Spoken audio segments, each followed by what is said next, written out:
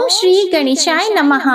मैं हूँ वामिका और आप सभी का हमारे चैनल आध्यात्मिक सागर में बहुत बहुत स्वागत है। आप सभी का हमारी कथाओं को इतना प्यार से सुनने के लिए, उन्हें लाइक और कमेंट्स करने के लिए बहुत बहुत धन्यवाद। आज आप सुनेंगे पौष मास महात्म्य का अध्याय 13। आज आप सुनिए भगवान श्री गणेश जी और परशुराम जी के विवाद का वर्णन। जब परशुराम जी द्वार के अंदर जाने लगे, तब गणेश जी ने उन्हें रोकने का प्रयास किया। तब परशुराम जी ने कहा, भाई, मैं ईश्वर को प्रणाम करने के लिए अंतःपुर में जाऊंगा और भक्ति पूर्वक माता पार्वती जी को नमस्कार करके तुरंत ही घर को लौट आऊंगा।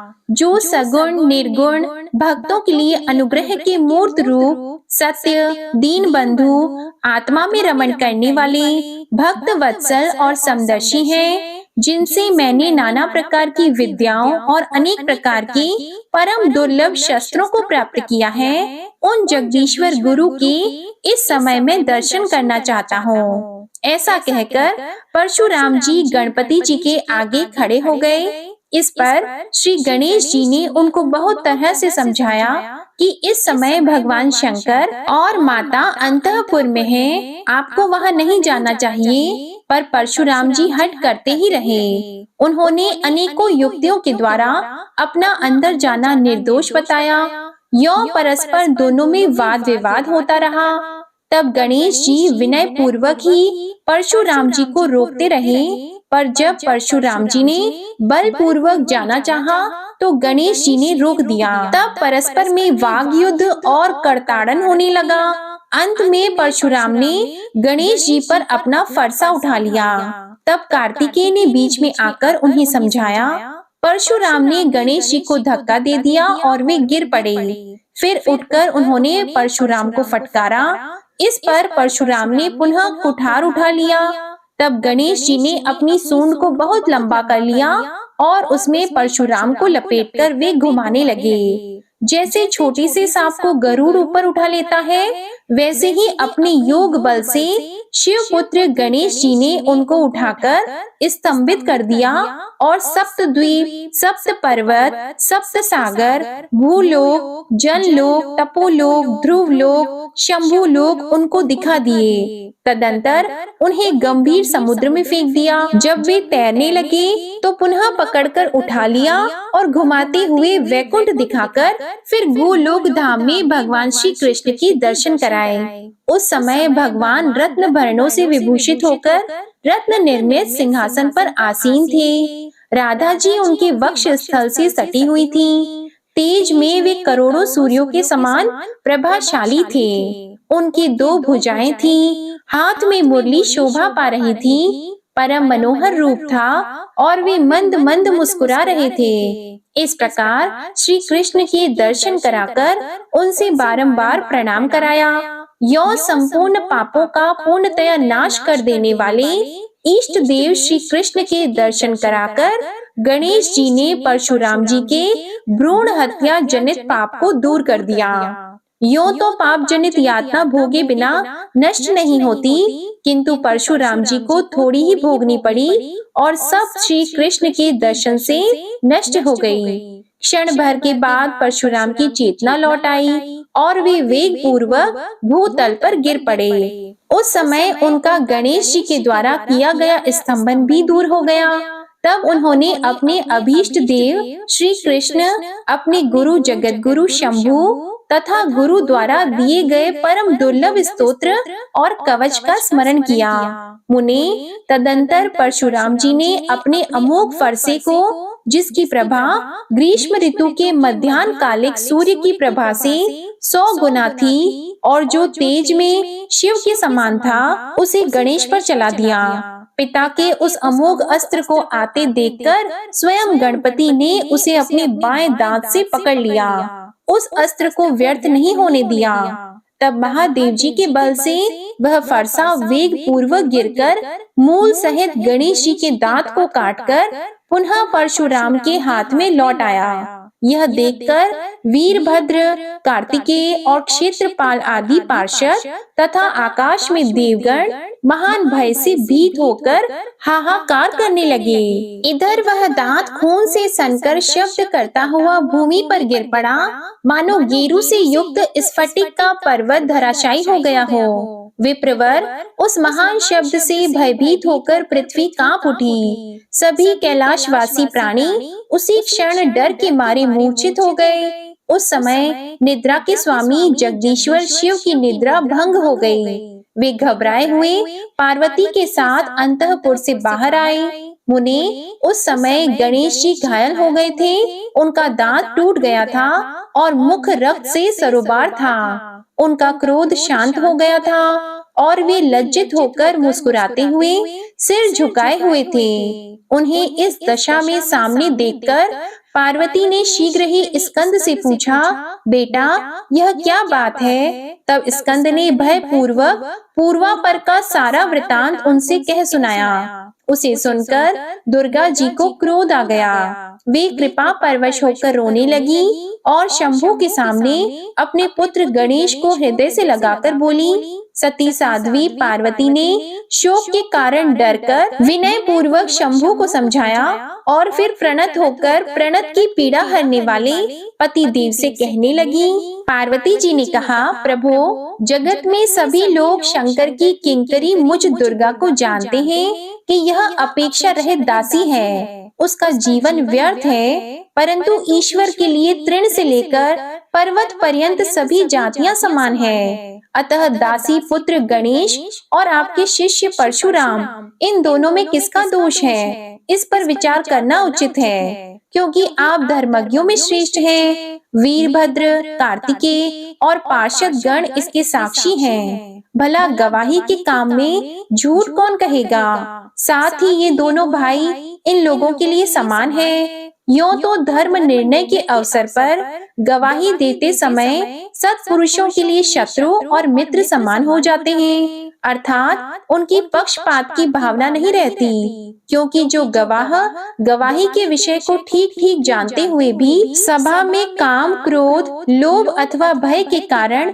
झूठी गवाही देता है, वह अपनी 100 पीढ़ियों को नरक में गिराकर स्वयं भी कुंभी पाक नरक में जाता है। यद्यपि मैं इन दोनों को समझाने तथा इसका निर्णय करने में समर्थ हूँ, फिर भी आपके समक्ष मेरा आज्ञा देना श्रुति में निंदित कहा गया है। प्रभु, सभा में राजा के वर्तमान रहते भृत्यों की प्रभा का उसी प्रकार मूल्य नहीं होता जैसे सूर्य के उदय होने पर पृथ्वी पर जुगनू की कोई गणना नहीं होती। सदा परित्याग के भय से डरी हुई मैंने चिरकाल तक तपस्या करके आपके चरण कमलों को पाया है। अतः जगन्नाथ, दारुण पुत्र स्नेह के कारण क्रोध, शोक और मोह के वशीभूत होकर मैंने जो कुछ कहा है उसे क्षमा कीजिए। यदि आपने मेरा परित्याग कर दिया तो उस पुत्र से क्या लाभ? क्योंकि उत्तम कुल में उत्पन्न हुई पतिव्रता नारी के लिए पति 100 पुत्रों से बढ़कर है। जो नारी नीच कुल में उत्पन्न, दुष्ट स्वभाव वाली, ज्ञानहीन और माता पिता के दोष से निंदित होती है, वह अपने पति को नहीं मानती। उत्तम कुल में पैदा हुई स्त्री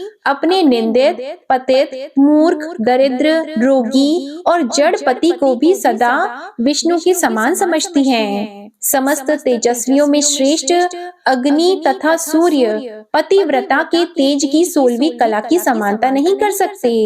महादान, पुण्यप्रद व्रत, उपवास और तप, ये सभी पति सेवा के 16वें अंश की समता करने के योग्य नहीं हैं।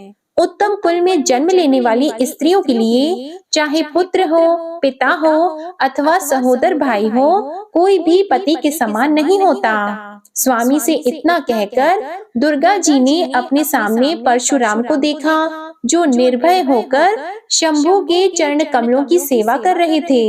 तब पार्वती जी उनसे बोली, हे महाभाग राम, तुम ब्रह्मवंश में उत्पन्न हुए हो, तुम्हारी बुद्धि सद सत का विवेचन करने वाली है। तुम जमदग्नि के पुत्र और योगियों के गुरु इन महादेव के शिष्य हो। सती साध्वी रेणुका, जो लक्ष्मी के अंश से उत्तम कुल में उत्पन्न हुई है, तुम्हारी माता है। तुम्हारे नाना विष्णु भक्त और मामा उनसे भी बढ़कर वैष्णव हैं। तुम मनु के वंश में उत्पन्न हुए राजा रेणु के दौहित्र हो। साधु स्वभाव वाले शूरवीर राजा विष्णु यशा तुम्हारे मामा हैं। तुम किसके दोष से ऐसे दुर्धर्ष हो गए हो? इस अशुद्धि का कारण मुझे ज्ञात नहीं हो रहा है, क्योंकि जिनके दोष से मनुष्य दूषित हो जाता है, तुम्हारे वे सभी संबंधी शुद्ध मन वाले हैं। तुमने करुणा सागर गुरु और अमोघ फरसा पाकर पहले क्षत्रिय जाति पर परीक्षा करके पुनः गुरु पुत्र पर परीक्षा की है। कहाँ तो श्रुति में गुरु को दक्षिणा देना उचित है, यूं सुना जाता है, और कहाँ तुमने गुरु पुत्र के दांत को ही तोड़ दिया। अब उसका मस्तक भी काट डालो। शंकर के वरदान तथा अमोघ वीर्य फरसे से तो चूहों को खाने वाला सियार, सिंह और शार्दूल को भी मार सकता है। जितेंद्रिय पुरुषों में श्रेष्ठ गणेश तुम्हारे जैसे लाखों करोड़ों जंतुओं को मार डालने की शक्ति रखता है, परंतु वह मक्खी पर हाथ नहीं उठाता। श्री कृष्ण के अंश से उत्पन्न हुआ यह गणेश तेज में श्री कृष्ण के ही समान है। अन्य देवता श्री कृष्ण की कलाएं हैं, इसी से इसकी अग्र पूजा होती है। ऐसा कहकर पार्वती जी क्रोधवश उन परशुराम को मारने के लिए उद्यत हो गयीं। तब परशुराम ने मन ही मन गुरु को प्रणाम करके अपने इष्ट देव श्री कृष्ण का ध्यान किया। इतने में ही दुर्गा जी ने अपने सामने एक अत्यंत बौने ब्राह्मण बालक को उपस्थित देखा। उसकी कांति करोड़ों सूर्यों के समान थी। उसके दांत स्वच्छ थे। वह शुक्ल वस्त्र, शुक्ल यज्ञोपवीत, दंड, छत्र और ललाट पर उज्जवल तिलक धारण किए हुए था। उसके गले में तुलसी की माला थी। उसका रूप परम मनोहर था। मुख पर मंद मुस्कान थी और वह रत्नों के बाजूबंद, कंकण और रत्नमाला से विभूषित था। वह भक्तों का ईश और भक्त वत्सल था तथा भक्तों को बाएं हाथ से स्थिर मुद्रा और दाहिने हाथ से अभय मुद्रा दिखा रहा था। उसके साथ नगर के हंसते हुए बालक और बालिकाओं का समूह था और कैलाशवासी आबाल वृद्ध सभी उसकी ओर हर्ष पूर्वक देख रहे थे। उस बालक को देखकर पुत्रों तथा भृत्यों सहित शंभु ने घबराकर भक्ति पूर्वक सिर झुकाकर प्रणाम किया। इसके बाद दुर्गा जी ने भी दंड की भांति भूमि पर लेटकर नमस्कार किया। तब बालक ने सबको अभीष्ट प्रद आशीर्वाद दिया। उसे देखकर सभी बालक भय के कारण महान आश्चर्य में पड़ गए। फिर शिवजी ने भक्ति पूर्वक उसे षोडश उपचार समर्पित करके उस परिपूर्णतम की वेदोक्त विधि से पूजा की और फिर सिर झुकाकर काण्व शाखा में कहे हुए स्तोत्र के द्वारा उन सनातन भगवान की स्तुति की। उस समय उनके सर्वांग में रोमांच हो आया था। पुनः जो रत्न सिंहासन पर आसीन थे और अपने उत्कृष्ट तेज से जिन्होंने सबको आच्छादित कर रखा था, उन वामन भगवान से स्वयं शंकर जी कहने लगे। शंकर जी ने कहा, ब्राह्मण जो आत्माराम है उनके विषय में कुशल प्रश्न करना अत्यंत विडंबना की बात है, क्योंकि वे स्वयं कुशल के आधार और कुशल अकुशल के प्रदाता हैं। श्री कृष्ण की सेवा के फलोदय से आज आप जो मुझे अतिथि रूप से प्राप्त हुए हैं, इससे मेरा जन्म सफल और जीवन धन्य हो गया। कृपा सागर परिपूर्णतम श्री कृष्ण लोगों के उद्धार के लिए पुण्य क्षेत्र भारत में अपनी कला से अवतीर्ण हुए हैं। जिसने अतिथि का आदर सत्कार किया है, उसने मानो संपूर्ण देवताओं की पूजा कर ली, क्योंकि जिस पर अतिथि प्रसन्न हो जाता है उस पर स्वयं श्री हरि प्रसन्न हो जाते हैं। समस्त तीर्थों में स्नान करने से, सर्वस्व दान करने से, सभी प्रकार के व्रत उपवास से, संपूर्ण यज्ञों में दीक्षा ग्रहण करने से, सभी प्रकार की तपस्याओं से और कर्म अनुष्ठानों से जो फल प्राप्त होता है, वह अतिथि सेवा की 16वीं कला की समानता नहीं कर सकता।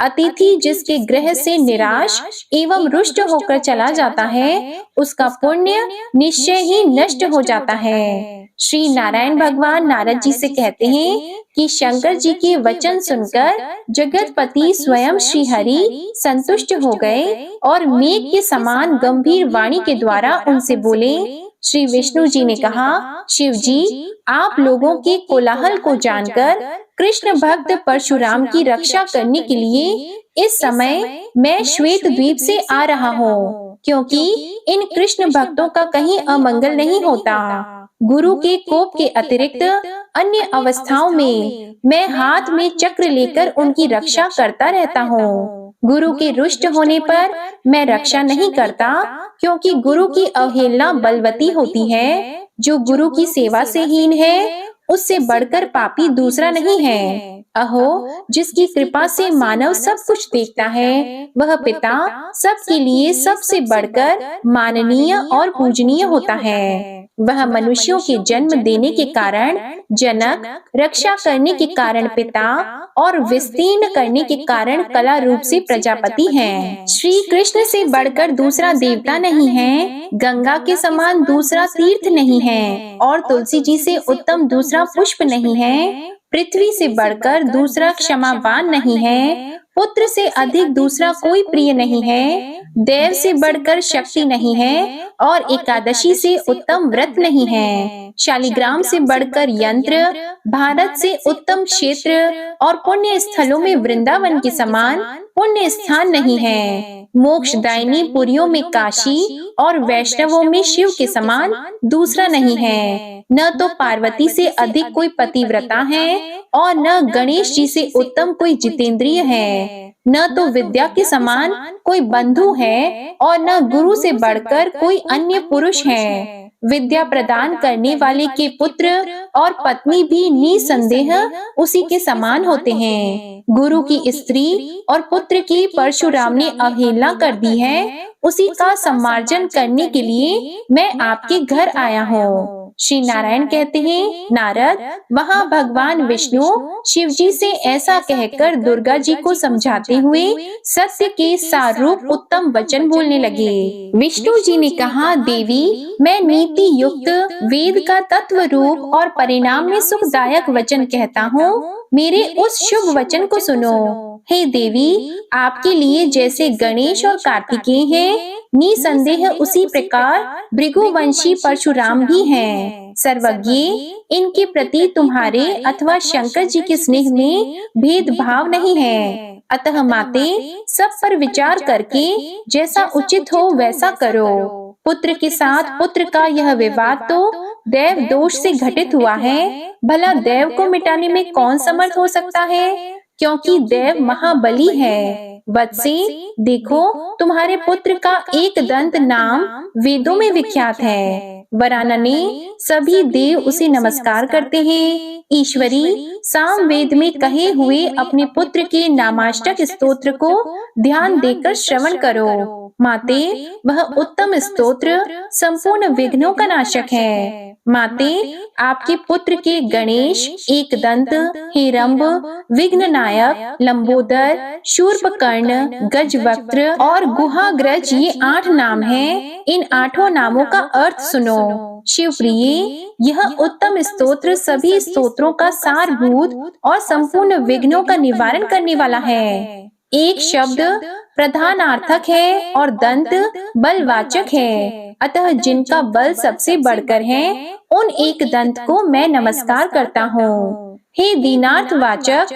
और रंभ पालक का वाचक है, अतः दीनों का पालन करने वाले हेरंब को मैं शीश नवाता हूँ। विघ्न विपत्ति वाचक और नायक खंडनार्थक है। इस प्रकार जो विपत्ति के विनाशक है, उन विघ्न नायक को मैं अभिवादन करता हूँ। पूर्व काल में विष्णु जी के द्वारा दिए गए नैवेद्यों तथा पिता द्वारा समर्पित अनेक प्रकार के मिष्ठानों के खाने से जिनका उदर लंबा हो गया है, उन लंबोदर की मैं वंदना करता हूँ। जिनके कर्ण शूर्प आकार विघ्न निवारण के हेतु संपदा के दाता और ज्ञान रूप है, उन शूर्प कर्ण को मैं सिर झुकाता हूँ। जिनके मस्तक पर मुनि द्वारा दिया गया विष्णु जी का प्रसाद रूप पुष्प वर्तमान है, और जो गजेंद्र के मुख से युक्त हैं, उन गजवक्त्र को मैं नमस्कार करता हूँ। जो स्कंद से पहले जन्म लेकर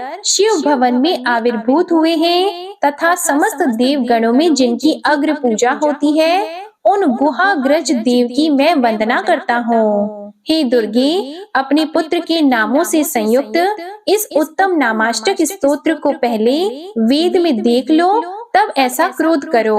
जो इस नामाष्टक स्तोत्र का जो नाना अर्थों से संयुक्त एवं शुभ कारक है, नित्य तीनों संध्याओं के समय पाठ करता है, वह सुखी और सर्वत्र विजयी होता है। उसके पास से विघ्न उसी प्रकार दूर भाग जाते हैं जैसे गरुड़ के निकट से सांप।